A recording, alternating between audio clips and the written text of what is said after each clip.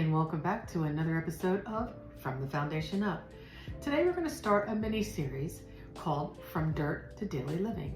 And what we're going to do is we are going to take a project that we're doing and we're going to chronologically do it every single step of the way, showing our audience what it's like to build a custom built home. This building project is starting on a piece of ground that had a home. So we are going to be showing you what a demo actually looks like and how that takes place and the necessary steps that you have to take when you do a demo. And so that demo is done and we have been showing some videos on that. But I'm going to take you as well here in the studio on site. We're going to have people on site every step of the way with every one of our partners that are subcontractors and partners or suppliers that make well-built homes, the beautiful homes that our customers eventually end up with. So we will be documenting that all the way. The unique part of this is that we're not just going to take you for what typically you see on a builder's podcasts or on their websites or on their social media sites. They typically will show you all the beauty, the kitchen, the things that went into building the home, but they don't take you step by step by step. What happens next? What's going to happen next? What's going to happen next week? What's the foreseeable future and the next month, what to expect. So we're going to show you all of that. We're going to have someone on site, a videographer, and they're going to take care of showing us every step of the way. And it's going to be really cool. This home site had a previous home on it. The home was built in 1850, so it was 176 years old. And we had to take the heartbreaking decision to make the house come down. So we have taken videos of the demo, so you'll be able to see that as well. And what then has to take place after that. So like you just don't rip a house down and start over again necessarily. Sometimes site work has to be done on the property to get it sort of back to a blank slate.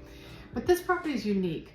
So although we lost the house because of disrepair and the prior owners not maintaining it over the years, it was just way too far gone. But there are some unique things that we kept intact. So when walking around outside, we discovered there was a hand-dug well. So that in itself is 176 years old because the people didn't build a house and then not have water unless they walked to the creek a little bit, and that's a possibility. There's one across the road from it. But this home had a hand-dug well. So it has the potential to be 176 years old or around that. And then there was, and so we've made that so you can see it now. So it was just level to the ground. So we weld the walls up kind of like a wishing well. Also, while we were walking around, we found in the little hillside in front of the house, it was all grown up with briars and grapevines, and it was just a horrible mess. But there was an actual root cellar there. So that has been all redone. And new doors are on it, and it's just beautiful. And when the guys were down there rehabbing this thing and setting some stones in that fell in or whatever, and then mortaring everything shut, making everything the way it should be, they discovered after years and years and years, I can't even guess how many years that the last time it was cleaned out. I'm going to guess when it was built, that's when it was the cleanest. But in any event, the floors, when they scraped the floors and all the dirt back, they found beautiful brick floors. So we're going to show you that as well. So what's going to be built there is going to be a new farmhouse that would be conducive to the area, the setting of what it should be. Instead of taking it and making it something that's not, we're going to build another farmhouse type of home there. So as I said, we're going to take you on every step of the journey, see what it's like. But then the big part is, after it's built, for a whole year, we're going to document what it was like to live in a new home. The nuances, things that we take for granted, that just like when you move into a home, things as they go through a season, doors stick. That's a fact. As the house settles in and gets within itself, the doors do stick. and you have to come back and we have to adjust them. So we're going to take you through those kind of small, tiny things that have to be adjusted so that you know when you build a home with us, that's kind of the things you can expect. Do you get leaks in a new home? Yeah, you get leaks in a new home. It's all new plumbing. Will they all leak? Of course not. But there are those that sometimes have a little leak underneath the sink and you got to call the plumber back. So it's sort of the things that, the products that, here's another thing, like the products that the person is going to choose. Like when we have a customer and they pick quartz, or did they pick granite, or did they pick some other hard surface? Some people pick concrete. I mean, some of the concrete slabs that we put in are absolutely stunning.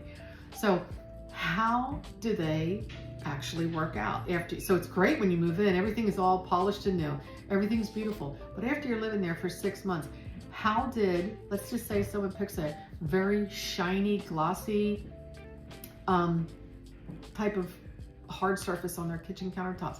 How is that after a year? I don't know. I never had that. So does it dull? Does it scratch?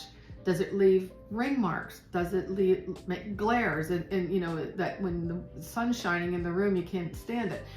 All those things. So it's going to be the nuances and the great things that happen about building a home. So those are the things that we're going to document for a whole year. Another example, let's just say, you know, some of the products that are out there, people will say, this floor is indestructible. Nothing can hurt it. Okay, let's put that in. And because it's kind of a farmhouse, there people could have a garden. They could have critters outside. Who knows? But let's just say they're outside and they come in and their shoes are dirty or muddy, and then you walk across this new floor. How did it take? You know, did stones or gravel scratch it? You know what I mean? I mean, I have a sweeper at home that the slightest little thing gets underneath the sweeper. When I'm sweeping it, it makes like a mark in the floor. It doesn't make a scratch, but it makes a mark in the floor. I kind of panicked the first time I saw that, because I'm like, oh no, I scratched my new floor. But the fact is, it wasn't a scratch. It appeared to be a scratch. But you know, those are the kind of things. If you took a sweeper over a piece of gravel, did it scratch this indestructible floor? So that's what we're going to go through and help people to understand product, what's good, what's bad, what's maybe not so good. And inevitably, over the 40 years that my husband and I have been building homes, I don't think there's anybody that I've ever met. I've built 3 custom homes for myself.